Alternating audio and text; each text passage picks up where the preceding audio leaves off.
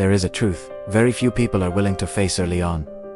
Most of the things we desperately desire when we were young, at some point, stop being necessary. The latest smartphone, fresh out of its box, more than half its features are never even touched.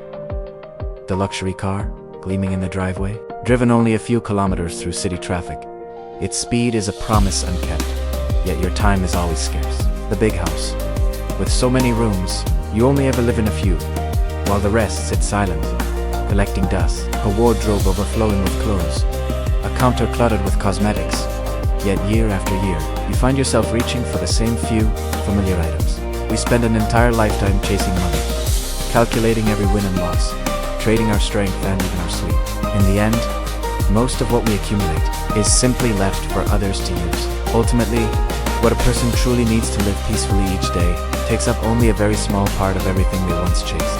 When we're young, we chase titles, degrees, fame, and power. We measure our worth in achievements and accolades. When we get older, we start chasing different numbers: blood pressure, cholesterol, and blood sugar. Our focus shifts from the boardroom to the doctor's office. When we're strong and full of ambition, we listen intently to our boss's meeting schedule, our lives dictated by deadlines and projects. But in old age, we listen just as intently to the doctor's schedule for follow-up appointments, our days marked by prescriptions and checkups. When we're young, we think we have an infinite supply of time. It feels like a resource that will never run out. Only when the body starts to speak in whispers of fatigue, and aches and pains do, we finally realize that time has never been on anyone's side. It was always counting down. There are small things that, if neglected for too long, will eventually cost a very, very high price. Even without illness, you must take care of your body. It is the only home you will ever truly own. Even without thirst, you must drink enough water. Hydration is the foundation of vitality. Even without exhaustion, you must know when to stop and rest. Pushing past your limits is not a sign of strength, but a debt you will have to repay. No matter how sad you feel, you must learn to think things through, to find a path toward acceptance. No matter how right you believe you are, you must learn to leave room for others to pass. Winning an argument is a fleeting victory. No matter how much power you hold, you must practice humility. True strength is found in grace, not dominance. Even without great wealth, you must learn contentment. Joy is not found in having more, but in needing less. And no matter how busy you are, you must never abandon movement and exercise. Your body is designed to move, and stillness is its slow decline.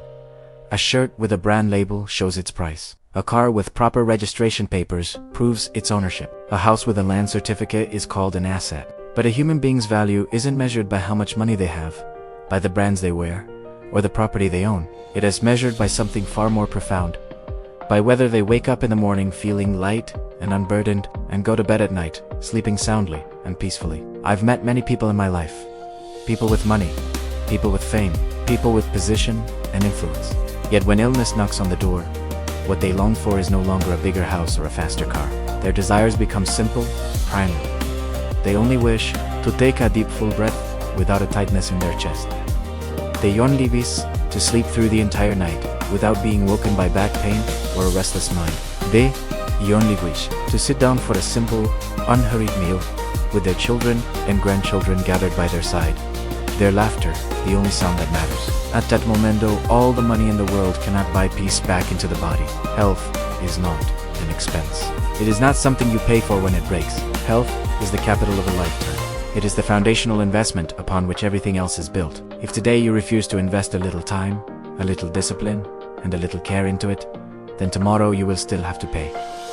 The bill will always come due, but you'll pay with more money, with tears, with pain, and with a regret so deep it hollows you out from the inside. Life will, sooner or later, force you to choose. The only difference is this: do you choose proactively, or do you choose when you're forced with your back against the wall? Today, do you invest in your health, or do you wait until it's too late and spend the rest of your years repaying the debt for decades of pushing yourself too far? No one is rich enough to buy back lost health. No amount of wealth can turn back the clock on neglect, but everyone still has time, if they know when to stop